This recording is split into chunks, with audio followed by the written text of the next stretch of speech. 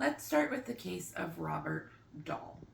For those of you who haven't heard that name, Robert Dahl was a man who was really interested in wine. He wanted to make it big in Napa Valley, starting his own vineyard. Unfortunately, he did not have the resources nor the money to do that.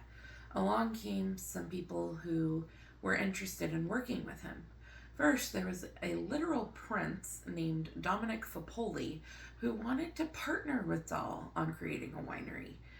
They became friends and loved talking about wine and working on their business together.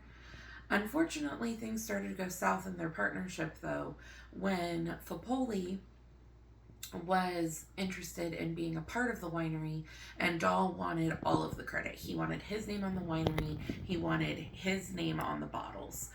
So, next person, Imad Tafalis, was a failed actor who wanted to make it big in the winery and show people up.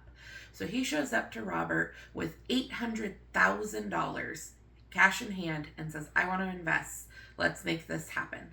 Throughout their work together, he put $1.2 million into Robert's dream winery. And other investors, including a couple named the Niddles, also partnered and invested. Robert managed to screw over every single one of them, and these relationships were quickly falling apart around him.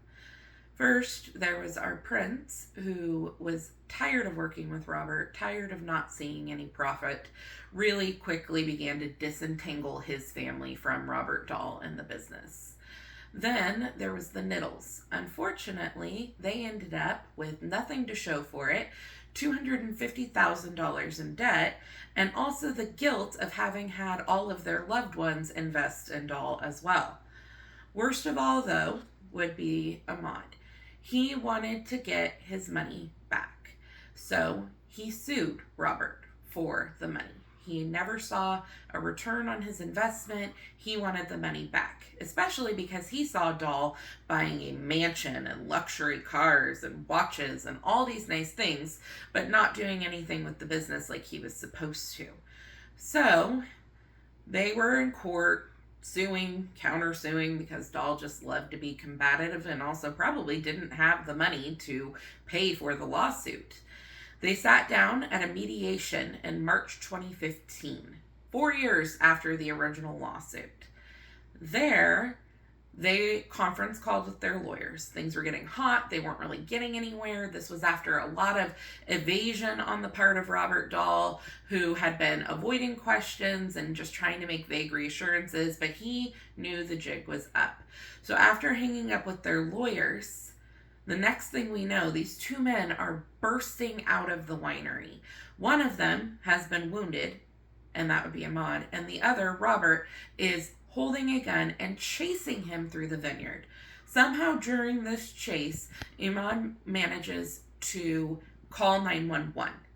And while they are struggling and the chase is on, the cops actually show up. But this was not enough to deter Dahl. He murdered his investor in cold blood right in front of the police. It can actually be heard on the 911 call. From there, Robert got in his car, took off, crashed into a tree. Police discovered that after or before the crash, he had shot himself in the head with the same gun. Upon searching the vehicle, they found items like flex cuffs and duct tape and over 750 rounds of ammunition. He clearly had more than one murder planned to tie up these loose financial ends.